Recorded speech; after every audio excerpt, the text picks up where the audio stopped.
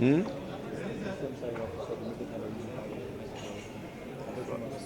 ಮಾಡಬೇಕು. ಯಾವ ರೀತಿ ಸೆಟ್ ಮಾಡಬೇಕು ಮಾಡಿಸಿ. ಈ ಸುದ್ದಿಗೋಷ್ಠಿಯಲ್ಲಿ ಭಾಗವಹಿಸಿರ್ತಕ್ಕಂಥ ಉಪಮುಖ್ಯಮಂತ್ರಿಗಳಾದಂಥ ಶ್ರೀ ಡಿ ಕೆ ಶಿವಕುಮಾರ್ ಅವರೇ,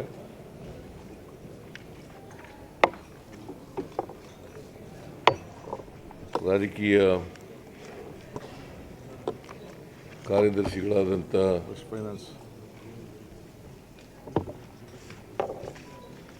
ಶ್ರೀ ನಸೀರ್ ಅಹಮದ್ ಅವರೇ, ಹಣಕಾಸಿನ ಸಲಹೆಗಾರರಾದಂಥ ಶ್ರೀ ರಾಯರೆಡ್ಡಿ ಅವರೇ, ಸರ್ಕಾರದ ಮುಖ್ಯ ಸಚೇತಕರಾದಂಥ ವಿಧಾನಸಭೆಯಲ್ಲಿ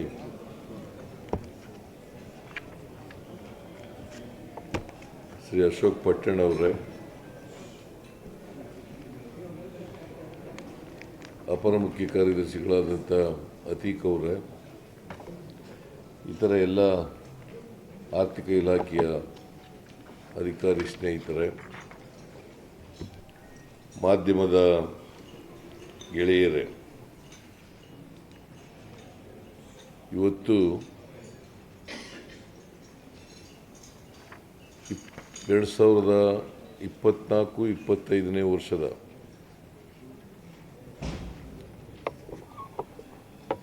ಆಯವ್ಯಯವನ್ನು ವಿಧಾನಸಭೆಯಲ್ಲಿ ಮಂಡಿಸಿದ್ದೇನೆ.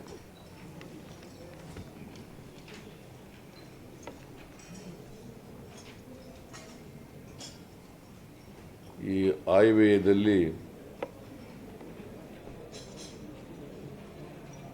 ರಾಜ್ಯದ ಬಡ ಜನರು, ಮಹಿಳೆಯರು, ರೈತರು, ಯುವಕರು, ಪರಿಶಿಷ್ಟ ಜಾತಿ ಪರಿಶಿಷ್ಟ ವರ್ಗದವರು, ಅಲ್ಪಸಂಖ್ಯಾತರು, ಇವ್ರಿಗೆ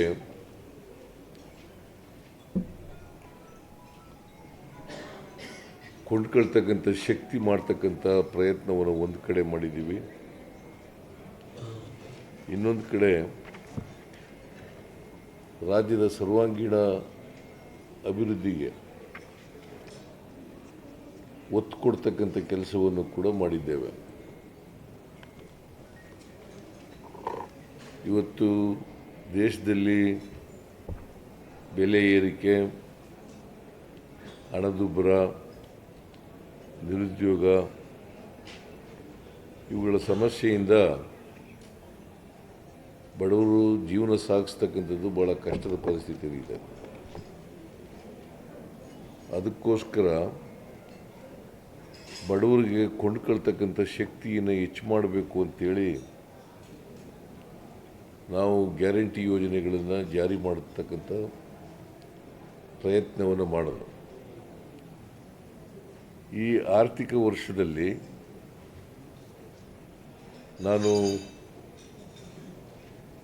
ನಾವು ಅಧಿಕಾರಕ್ಕೆ ಬಂದು ಇನ್ನೂ 9 ತಿಂಗಳಾಗಿಲ್ಲ. 20ನೇ ತಾರೀಕಿಗೆ 9 ತಿಂಗಳು ತುಂಬುತ್ತದೆ. ಇನ್ನು 9 ತಿಂಗಳು ತುಂಬೋದಕ್ಕಿಂತ ಮುಂಚಿತವಾಗಿ ನಾವು ಜನತೆಗೆ ಕೊಟ್ಟಿದ್ದಂಥ ಎಲ್ಲ ಭರವಸೆಗಳನ್ನು ಕೂಡ, ವಾಗ್ದಾನಗಳನ್ನು ಕೂಡ ಈಡೇರಿಸಿದ್ದೀವಿ. ಅದರ ಜೊತೆಗೆ ಕೃಷಿ ಕ್ಷೇತ್ರ, ನೀರಾವರಿ ಕ್ಷೇತ್ರ, PWD ಕ್ಷೇತ್ರ, ಗ್ರಾಮೀಣಾಭಿವೃದ್ಧಿ ಕ್ಷೇತ್ರ, ಇಂಧನ ಕ್ಷೇತ್ರ, ಬರಗಾಲ ಇವೆಲ್ಲವೂ ಕೂಡ ಸಮರ್ಥವಾಗಿ ನಿಭಾಯಿಸ್ತಕ್ಕಂಥದ್ದು ಅಷ್ಟೇ ಅಲ್ಲ, ಅವುಗಳ ಅಭಿವೃದ್ಧಿಗೆ ಹಣ ಕೂಡ ಒದಗಿಸ್ತಕ್ಕಂಥ ಕೆಲಸವನ್ನು ಮಾಡಿದ್ದೀವಿ.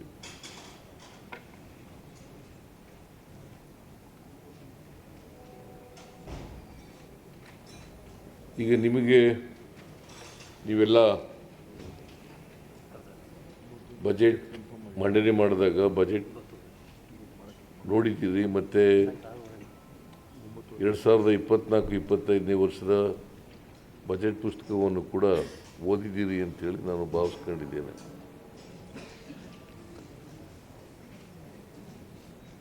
ಈ ವರ್ಷ ಅಂದರೆ 24-25ನೇ ವರ್ಷಕ್ಕೆ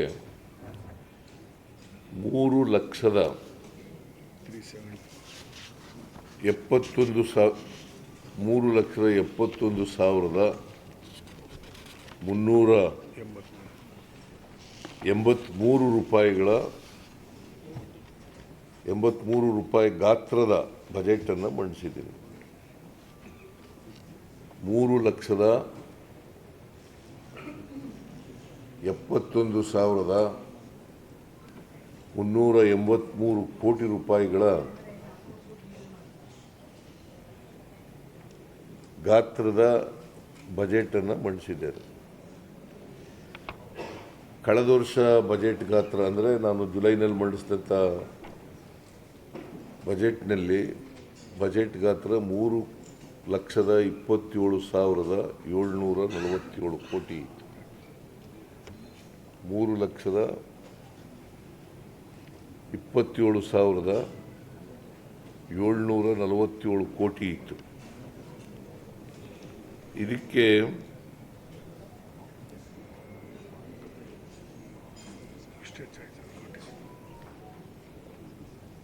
ಕಳೆದ ಬಜೆಟ್ಗಿಂತ ಮುಂದಿನ ವರ್ಷದ ಬಜೆಟ್ 46,636 ಕೋಟಿ ರೂಪಾಯಿ ಹೆಚ್ಚಾಗಿದೆ. 46,636 ಕೋಟಿ. ದಟ್ ಮೀನ್ಸ್ ಟು ಸೇ ಈ ಜುಲೈನಲ್ಲಿ ಮಂಡಿಸಿದಂಥ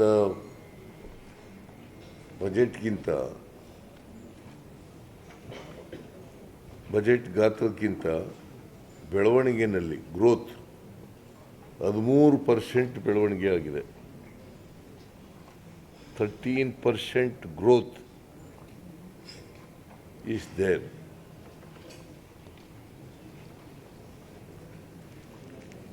ಯಾಕಂದರೆ ಈ ಮಾತನ್ನು ಯಾಕೆ ನಾನು ಎಂಫಸಿಸ್ ಮಾಡಿ ಹೇಳ್ತಾ ಇದ್ದೀನಿ ಅಂತಂದರೆ, ಆರ್ಥಿಕವಾಗಿ ದಿವಾಳಿಯಾಗಿದೆ, ಗ್ಯಾರಂಟಿಗಳನ್ನು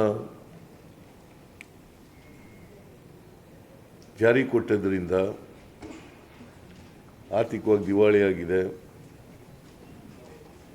ಮತ್ತು ಮಹಿಳೆಯರಿಗೆ, ಬಡವರಿಗೆ ಅವಮಾನ ಆಗೋ ರೀತಿಯಲ್ಲಿ ಬಿಟ್ಟಿ ಗ್ಯಾರಂಟಿಗಳು ಅಂತೆಲ್ಲ ಹೇಳಿದ್ದಾರೆ. ಬಿಟ್ಟಿ ಗ್ಯಾರಂಟಿಗಳು ಆರ್ಥಿಕವಾಗಿ ದಿವಾಳಿಯಾಗಿದೆ ಅಂತ. ಬಟ್ ನೀವೆಲ್ಲ ಬಜೆಟ್ ನೋಡಿದ್ದೀರಿ ಮತ್ತು ಅಂಕಿಅಂಶಗಳನ್ನು ಕೂಡ ನೋಡಿದ್ದೀರಿ. ನಾವು ಈ ವರ್ಷ 36,000 ಕೋಟಿ ರೂಪಾಯಿಗಳು ಗ್ಯಾರಂಟಿ ಯೋಜನೆಗಳಿಗೆ ಕೊಟ್ಟಿದ್ದರೂ ಕೂಡ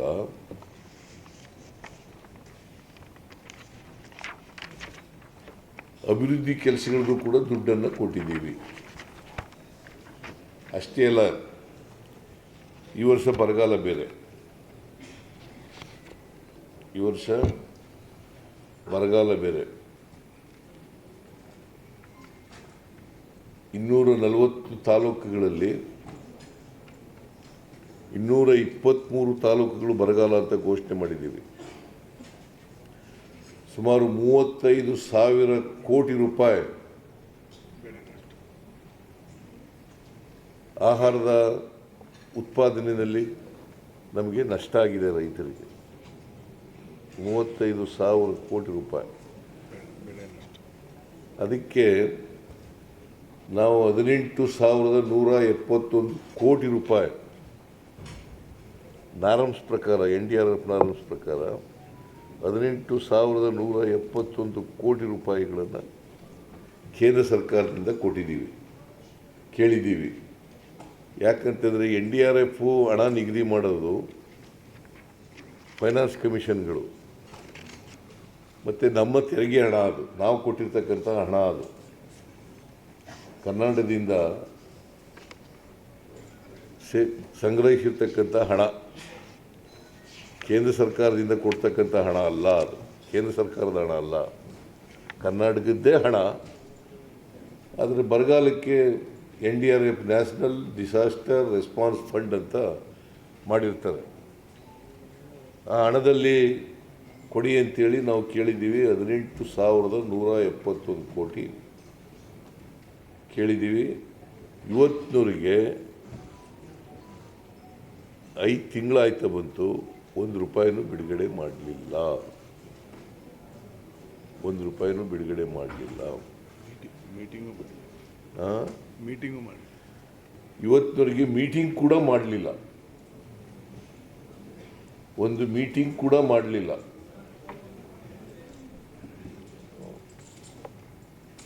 ಆದರೂ ಇಲ್ಲಿ BJPಯವರು ಬಾಯಿ ಬಂದಾಗ ಮಾತಾಡ್ತಾರೆ.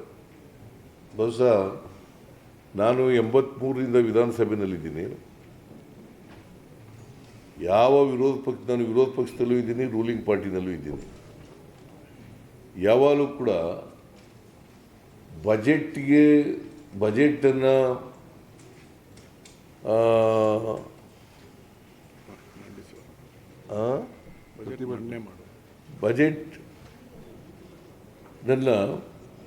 ಬಜೆಟ್ ಮಂಡಿಸುವಾಗ ವಾಕೌಟ್ ಮಾಡಿರ್ತಕ್ಕಂಥ ನಿದರ್ಶನ ಇಲ್ಲ. ವಾಕೌಟ್ ಮಾಡಿರ್ತಕ್ಕಂಥ ನಿದರ್ಶನ ಇಲ್ಲ. ಇನ್ನೂ ಬಜೆಟ್ ಸ್ಪೀಚ್ ಓದ್ಲಿಕ್ಕೆ ಪ್ರಾರಂಭ ಮಾಡ್ತಿದ್ದಾಗಲೇ ನಾನು ಯಾರು ಹಿಂದೆ ಮಂತ್ರಿ ಆಗಿದ್ರಲ್ಲ, ಯಾರವರು ಸುನೀಲ್ ಅವರು ಏನಿಲ್ಲ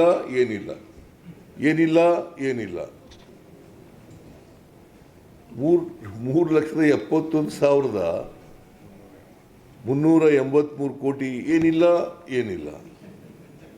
ಅಂದರೆ ಅವ್ರ ತಲೆಯಲ್ಲಿ ಏನೂ ಇಲ್ಲ ಅಂತ ಆಯಿತು. ಅವ್ರ ತಲೆಯಲ್ಲಿ ಏನೂ ಇಲ್ಲ. ಅವ್ರಿಗೆ ಸಂಸದೀಯ ವ್ಯವಸ್ಥೆಯಲ್ಲಿ ನಂಬಿಕೆ ಇಲ್ಲ, ಪ್ರಜಾಪ್ರಭುತ್ವ ವ್ಯವಸ್ಥೆಯಲ್ಲಿ ನಂಬಿಕೆ ಇಲ್ಲ, ಸಂವಿಧಾನ ವ್ಯವಸ್ಥೆಯಲ್ಲಿ ನಂಬಿಕೆ ಇಲ್ಲ. ಅವ್ರ ತಲೆ ತುಂಬ ರಾಜಕೀಯ ಮಂಜು ಆಗ್ಬಿಟ್ಟದೆ, ರಾಜಕೀಯ ಮಂಜು ಆಗ್ಬಿಟ್ಟದೆ. ಅವ್ರಿಗೆ ಹೇಗಿದೆ ಅಂತಂದರೆ, ಈ ಕಾಮಾಲೆ ರೋಗದವ್ರಿಗೆ ಕಾಣೋದೆಲ್ಲ ಹಳದಿಯಾಗಿ ಕಾಣಿಸುತ್ತೆ. ಆ ಥರ ಆಗ್ಬಿಟ್ಟದೆ ಅವ್ರಿಗೆ. ಪಾಪ ರಾಜಕೀಯ ಮಾಡಲಿ, ಬೇಡ ಅಂತ ಹೇಳಲ್ಲ ನಾನು. ರಾಜಕೀಯ ಮಾಡಲಿಕ್ಕೆ ಬೇಡ ಅಂತ ಹೇಳಲ್ಲ, ರಾಜಕೀಯವಾಗಿ ಹೇಳಿಕೆಗಳು ಕೊಡಬೇಡಿ ಅಂತ ಹೇಳಲ್ಲ. ಆದರೆ ಯಾವುದೇ ಟೀಕೆಗಳು ಆರೋಪಗಳು ಆರೋಗ್ಯಕರವಾಗಿರಬೇಕು. ಪ್ರಜಾಪ್ರಭುತ್ವ ವ್ಯವಸ್ಥೆಯಲ್ಲಿ ಇವರು ಟೀಕೆ ಮಾಡ್ತಾರೆ. ಈಗ ನೀವು ನೋಡಿದ್ರಲ್ಲ, ವಿರೋಧ ಪಕ್ಷದವರು ಏನಿಲ್ಲ ಅಂತ ಶುರು ಮಾಡಿದ್ರು ನಮ್ಮ ಮೊದಲನೇ ಸೆಂಟೆನ್ಸ್ ಓದುವಾಗಲಿಂದಲೇ. ಆಮೇಲೆ ಪ್ಲಕಾರ್ಡ್ಗಳು ಇಳ್ಕೊಂಡ್ಬಂದ್ಬಿಟ್ಟಿದ್ದಾರೆ. What does it mean, what does it indicate? Plan ಮಾಡ್ಕೊಂಡ್ಬಂದಿದ್ರಲ್ವಾ? ಬಜೆಟ್ ಕೇಳಬಾರ್ದು ಅಂತ ಪ್ಲ್ಯಾನ್ ಮಾಡ್ಕೊಂಡ್ಬಂದಿದ್ರಲ್ವಾ? ಯಾಕಂತಂದರೆ ನಾನು ವಸ್ತುಸ್ಥಿತಿಯನ್ನು, ಕರ್ನಾಟಕದಲ್ಲಿರ್ತಕ್ಕಂಥ ವಸ್ತುಸ್ಥಿತಿಯನ್ನು ಹೇಳ್ತಾ ಇದ್ದೀನಿ ಅನ್ನೋದು ಅವ್ರಿಗೆ ನುಂಗಲಾರದ ತುತ್ತು. ವಸ್ತುಸ್ಥಿತಿ ಹೇಳಿದ್ರೆ ನುಂಗಲಾರದ ತುತ್ತು.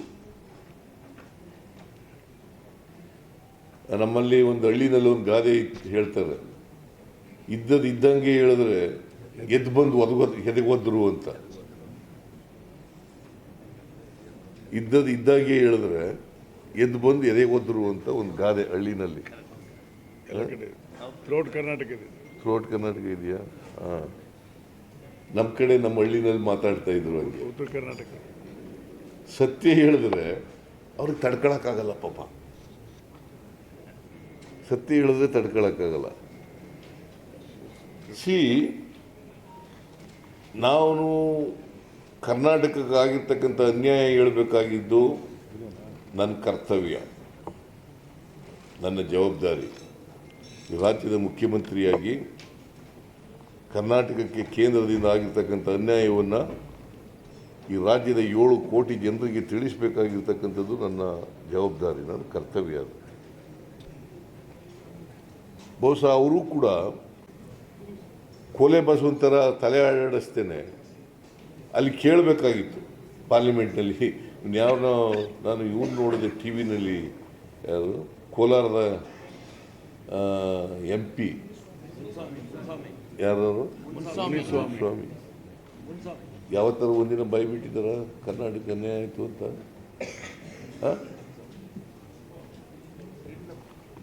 ಯಾವತ್ತಾರು ಹೋಗ್ಲಿ, ನೀವು ಇಷ್ಟು ಕೊಟ್ಟಿದ್ದೀರಿ ಅಂತಾರು ಹೇಳಿದಾರ? ಇಷ್ಟು ಕೊಡಬೇಕಾಗಿತ್ತು, ಇಷ್ಟು ಕೊಟ್ಟಿದ್ದೀರಿ ಅಂತ ಹೇಳಿದಾರ? 5 ವರ್ಷದಲ್ಲಿ ಒಂದಿನ ಪಾರ್ಲಿಮೆಂಟ್ನಲ್ಲಿ ಮಾತಾಡಿದಾರ?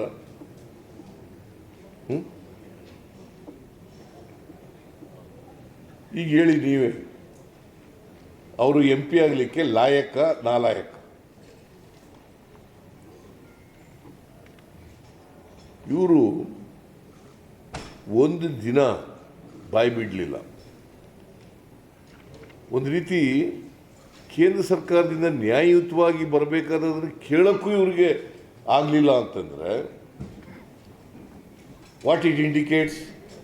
ಬಸವರಾಜ ಬೊಮ್ಮಾಯಿ ಹೇಳ್ತಾರೆ, ಮುಖ್ಯಮಂತ್ರಿ ಆಗಿದ್ದವರು, ಯಡಿಯೂರಪ್ಪ ಮುಖ್ಯಮಂತ್ರಿ ಆಗಿದ್ದವರು. ನಾನು ಅನೇಕ ಸಾರಿ ಅಸೆಂಬ್ಲಿನಲ್ಲಿ ಪ್ರಸ್ತಾಪ ಮಾಡಿದ್ದೆ. ನೋಡ್ರಿ, 15ನೇ ಹಣಕಾಸಿನ ಆಯೋಗದವರು ವಿಶೇಷ ಅನುದಾನ ಅಂತೇಳಿ ಶಿಫಾರಸು ಮಾಡಿದ್ದಾರೆ, 5,495 ಕೋಟಿ ರೂಪಾಯಿ. ಅದನ್ನು ತಗೊಳ್ರಿ ಅಂತ ಯಡಿಯೂರಪ್ಪನವ್ರಿಗೆ ಹೇಳಿದೆ, ಬಸವರಾಜ್ಗೆ ಹೇಳಿದೆ, ಬಸವರಾಜ ಬೊಮ್ಮಾಯಿಗೆ. ಅದರ ಜೊತೆಗೆ ಬೆಂಗಳೂರಿನ ಅಭಿವೃದ್ಧಿಗೆ 6,000 ಕೋಟಿ ರೂಪಾಯಿ ಕೊಟ್ಟಿದ್ದಾರೆ. ಇದು ಶಿಫಾರಸು ಮಾಡಿರೋದು, ಕೇಳಿ ಗ್ರ್ಯಾಂಟ್ಸ್ ತಗೊಳ್ಳಿ ಅನ್ನೋದಲ್ಲ, ಶಿಫಾರಸು ಮಾಡಿರೋದು. ಅದು ಹೇಳ್ಬಾರ್ದ? ಅದು ಹೇಳಿದ್ರೆ ಯಾಕೆ ಇವ್ರಿಗೆ ಕೋಪ? ನಾನು ಅದನ್ನೇ ಪ್ರಸ್ತಾಪ ಮಾಡಿರೋದು. 5,495 ಕೋಟಿ ರೂಪಾಯಿ ಪ್ಲಸ್ 6,000 ಕೋಟಿ ರೂಪಾಯಿ, 11,495 ಕೋಟಿ 15th ಫೈನಾನ್ಸ್ ಕಮಿಷನ್ನು ಶಿಫಾರಸು ಮಾಡಿದೆ. ತಗೊಳ್ರಿ, ಒತ್ತಾಯ ಮಾಡ್ರಿ. ನಿರ್ಮಲಾ ಸೀತಾರಾಮನ್ ಕಚೇರಿ ಮುಂದೆ ಕೂತ್ಕೊಳ್ರಿ ಹೋಗಿ, ನರೇಂದ್ರ ಮೋದಿ ಅವ್ರ ಹತ್ರ ಕೂತ್ಕೊಳ್ರಿ ಹೋಗಿ. ಅದು ಹೇಳೋಕ್ಕೆ ಅದು ಹೇಳ್ಬಾರ್ದ? ಕನ್ನಡಿಗರಿಗೆ ಅನ್ಯಾಯ ಆದರೂ ಸುಮ್ಮನೆ ಕೂತಿರ್ಬೇಕಾ? Is number 1. ನಂಬರ್ 2, ಅಪ್ಪರ್ ಭದ್ರಾಕ್ಕೆ ನಾನು ಹೇಳಿದ್ನ, ಇವರೇ ಕೇಂದ್ರದ ಬಜೆಟ್ನಲ್ಲಿ 23-24ರಲ್ಲಿ 5,300 ಕೋಟಿ ಕೊಡ್ತೀವಿ ಅಂತ ಹೇಳಿದವರು ಇವರೇ. 5,300 ಕೋಟಿ ಅಲ್ಲಿ ಅನೌನ್ಸ್ ಮಾಡಿದ ತಕ್ಷಣ ಇಲ್ಲಿ ಬಸವರಾಜ ಬೊಮ್ಮಾಯಿ ಅವರು ಅವ್ರ ಬಜೆಟ್ನಲ್ಲಿ 5,300 ಕೋಟಿ ಕೊಡ್ತೀವಿ ಅಂತ ಹೇಳ್ಬಿಟ್ಟಿದ್ದಾರೆ. ಅದಕ್ಕೋಸ್ಕರ ನರೇಂದ್ರ ಮೋದಿ ಅವರಿಗೆ ದೀರ್ಘದಾಂಡ ನಮಸ್ಕಾರ ಅಂತ ಹೇಳಿದವರು ಇವರೇ. ನ್ಯಾಷನಲ್ ಪ್ರಾಜೆಕ್ಟ್ ಮಾಡಬೇಕು, ಮಾಡ್ತಾರೆ ಅಂತ ಹೇಳಿ ಹೇಳಿದವರು ಇವರೇ. ಇದನ್ನ ಹೇಳಿದ್ರೆ ಯಾಕೆ ಕೋಪ? ಯಾಕೆ ನಿಮಗೆ? ನೀವು ಹೇಳಿದ್ದೀರಪ್ಪ, ಇವತ್ತವರೆಗೂ ಒಂದು ಪೈಸನೂ ಕೊಟ್ಟಿಲ್ಲ. 5,300 ಕೋಟಿ ಅಪ್ಪರ್ ಭದ್ರಾ ಪ್ರಾಜೆಕ್ಟಿಗೆ ಕೊಡ್ತೀವಿ ಅಂತೇಳಿ ನಿರ್ಮಲಾ ಸೀತಾರಾಮನ್ ಅವರು ಕೇಂದ್ರದ ಬಜೆಟ್ನಲ್ಲಿ, ಬಜೆಟ್ ಸ್ಪೀಚ್ನಲ್ಲಿ ಹೇಳಿದ್ದಾರೆ. ಬೇಕಾದ್ರೆ ನೀವು ಬಜೆಟ್ ಸ್ಪೀಚನ್ನು ತೆಗೆದು ನೋಡ್ಬೋದು, ಅವ್ರ ಬಜೆಟ್ ಸ್ಪೀಚನ್ನು ತೆಗೆದು ನೋಡ್ಬೋದು. ಅದು ಇದೆಯೇನ್ರಿ? ಇಲ್ವಾ? ನಾನೇ ಓದಿದ್ದೀನಲ್ಲ. ಇದೆಯಾ?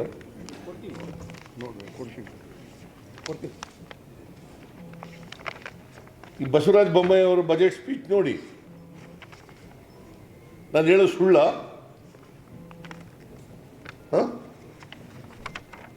ಇದೆಲ್ಲ ಸತ್ಯ ಹೇಳ್ಬಿಡ್ತಾ ಇದ್ದಾರೆ. ಈ ದೇಶದ ರಾಜ್ಯದ ಜನರಿಗೆ ಗೊತ್ತಾಗ್ಬಿಡ್ತದೆ ಅಂಥೇಳಿ ನೀವು ಪ್ಲಕಾರ್ಡ್ ಹಿಡ್ಕೊ ಬಂದ್ರೆ ನೀವು ಇದು ಕರ್ನಾಟಕದ ಜನರಿಗೆ, ಕನ್ನಡಿಗರಿಗೆ ಮಾಡ್ತಕ್ಕಂಥ ದ್ರೋಹ ಅಲ್ವಾ? ಕರ್ನಾಟಕದ ಜನರಿಗೆ ಮಾಡ್ತಕ್ಕಂಥ ದ್ರೋಹ ಅಲ್ಲ ಇದು?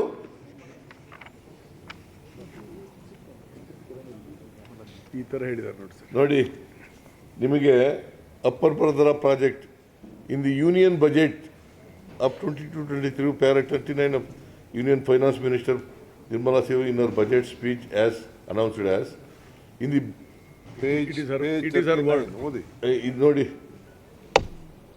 in the drought prone central region of Karnataka, central assistance of 5,300 crore will be given to Upper Bhadra project to provide sustainable micro irrigation and filling up surface tanks for drinking water. This is the budget speech of Srimati Nirmala Sitharaman. ಇದನ್ನ ಬೊಮ್ಮಾಯಿ ಸೇರಿಸಿದ್ರು. ಆಮೇಲೆ Bommai ಸ್ಪೀಚಲ್ಲಿ The para number, page number. ಇದು ಬೇಕಾದ್ರೆ ನೋಡಿ, ಇದನ್ನ para number 39, page number 10.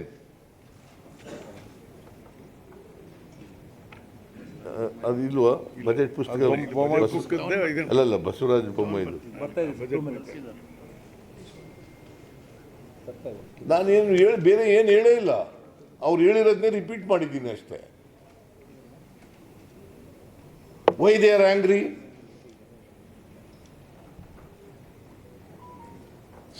ನಿಮ್ಮ ಬಾಯಿನಲ್ಲೇ ಹೇಳಿರೋದು, ಅದನ್ನು ಹೇಳಿದ್ರೆ ತಕಾಳಿ ಹಿಡ್ಕೊಬತ್ತೀರಾ, ಬಾಯ್ಕಾಟ್ ಮಾಡ್ತೀರಾ, ವಾಕೌಟ್ ಮಾಡ್ತೀರಾ? It is not against the democracy? Is it not against the parliamentary system of governance?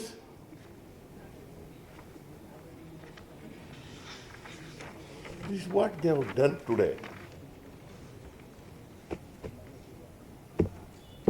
36,000 ಕೋಟಿ ಕೊಟ್ಟಿರೋದು ಇಲ್ಲ ಅಂತ ಪ್ರೂವ್ ಮಾಡಲಿ ನೋಡೋಣ.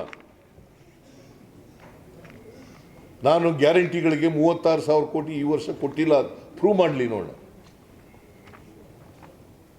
ಅಭಿವೃದ್ಧಿ ಕೆಲಸಗಳಿಗೆ ದುಡ್ಡು ಕೊಟ್ಟಿಲ್ಲ ಅಂತ ಪ್ರೂವ್ ಮಾಡಲಿ.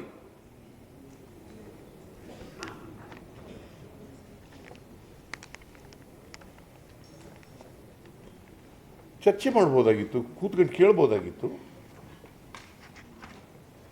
ಅದಕ್ಕೆ ಇವ್ರ ತಲೆಯಲ್ಲಿ ಏನೂ ಇಲ್ಲ.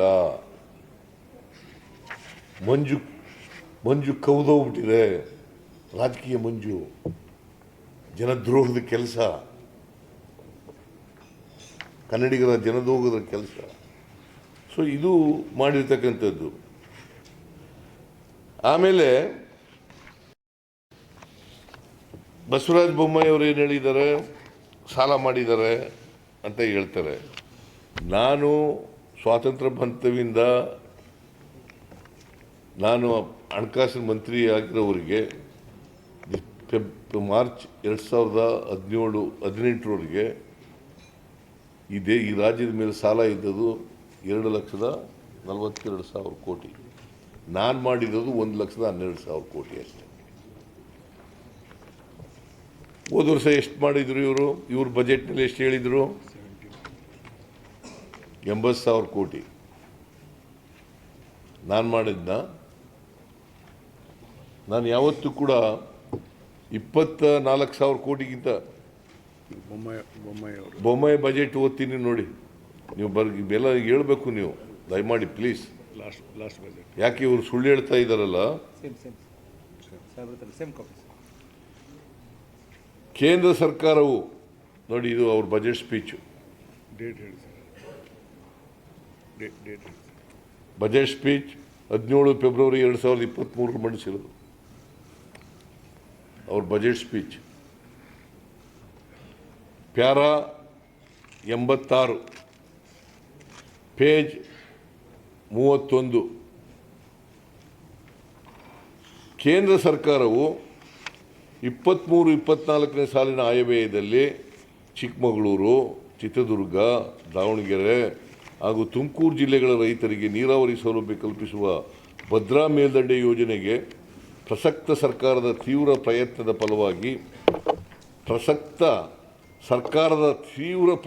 ಫಲವಾಗಿ ರಾಷ್ಟ್ರೀಯ ಯೋಜನೆ ಮಾನ್ಯತೆ ದೊರೆಯುವ ಹಿನ್ನೆಲೆಯಲ್ಲಿ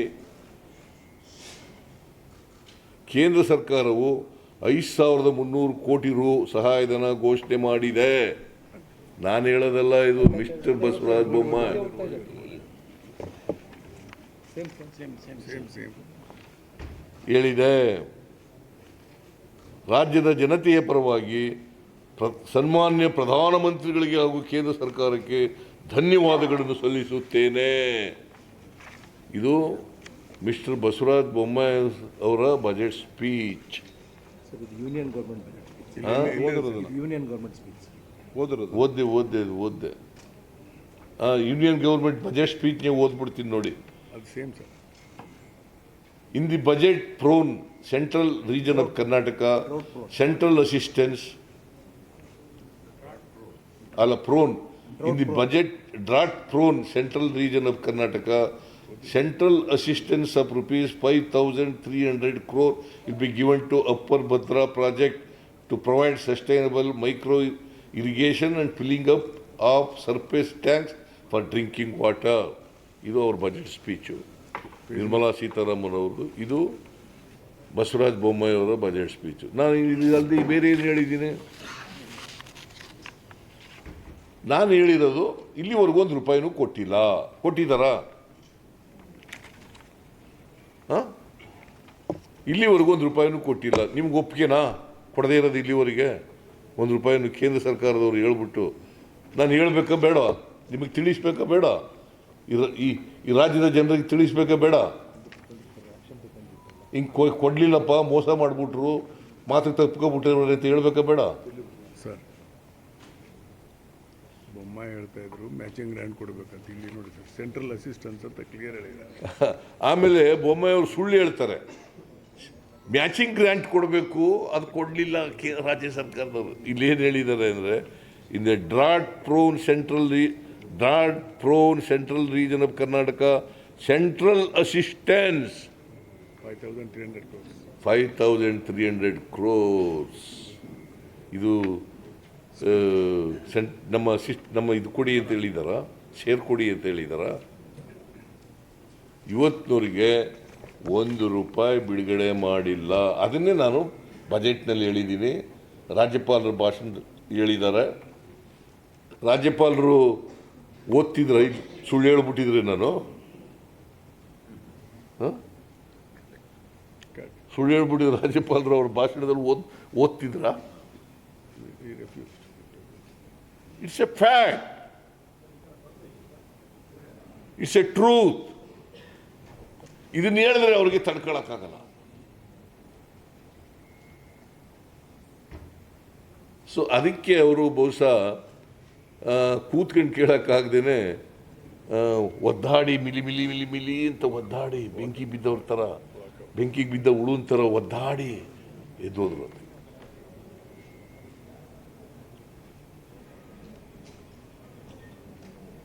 ಸೊ ಅದರಿಂದ ಆಮೇಲೆ ಅದಕ್ಕಿಂತ ಮುಖ್ಯವಾಗಿ ಭಾಳ ಬಸವರಾಜ ಬೊಮ್ಮಾಯಿ, ನಾನು ಎಕ್ಸೆಪ್ಟ್ ಫಿಸ್ಕಲ್ ಡಿಫಿಸಿಟ್ ಜಾಸ್ತಿ ಆಗಿದೆ ನಿಜ, 27,000 ಕೋಟಿ ಫಿಸ್ಕಲ್ ಡಿಫಿಸಿಟ್ ಜಾಸ್ತಿ ಆಗಿದೆ. ಅದು ಕೂಡ 1% ಒಳಗಡೆ ಇದೆ ಒಟ್ಟು GDP. Revenue deficit revenue deficit ಇದೆ.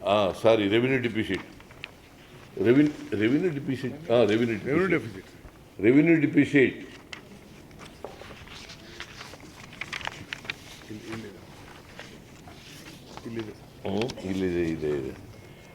ಡೆಫಿಸಿಟ್ ನೋಡಿ, ಬೇರೆ ರಾಜ್ಯಗಳದ್ದು ಹೇಳ್ಬಿಡ್ತೀನಿ ನಾನು. ಕರ್ನಾಟಕ 27,354 ಕೋಟಿ 300 ವರ್ಷಕ್ಕೆ. ಪರ್ಸೆಂಟೇಜ್ ವೈಸ್ ಲೆಕ್ಕ ಹಾಕಿದಾಗ GDPಗೆ 97%, 1%ಗಿಂತ ಕಡಿಮೆ. 0.97 0.97. less than 1%. ಫಿಸ್ಕಲ್ ಡೆಫಿಸಿಟ್ಟು ನಮ್ಮ ರಾಜ್ಯದ್ದು 82,981 ಕೋಟಿ. ಪರ್ಸೆಂಟೇಜ್ ವೈಸ್ ಎಷ್ಟಪ್ಪ ಫಿಸ್ಕಲ್ ಡೆಫಿಸಿಟ್ಟು ಅಂತಂದರೆ 2.95. ಹೆಲ್ತಿ ಫಿಸ್ಕಲ್ ಪೊಸಿಷನ್ ಇರಬೇಕು ಅಂತಂದರೆ according to the 2002 fiscal responsibility act 3% ಒಳಗಡೆ ಇರುತ್ತೆ. 3% ಒಳಗಡೆ ಇದೆ ಫಿಸ್ಕಲ್ ಡೆಫಿಸಿಟ್ಟು, ನಂಬರ್ 1. ಆಮೇಲೆ ಬಾರೋಯಿಂಗ್ಸು 1,05,246 ಕೋಟಿ ಅಂತಂದರೆ ಅದು 23.68%.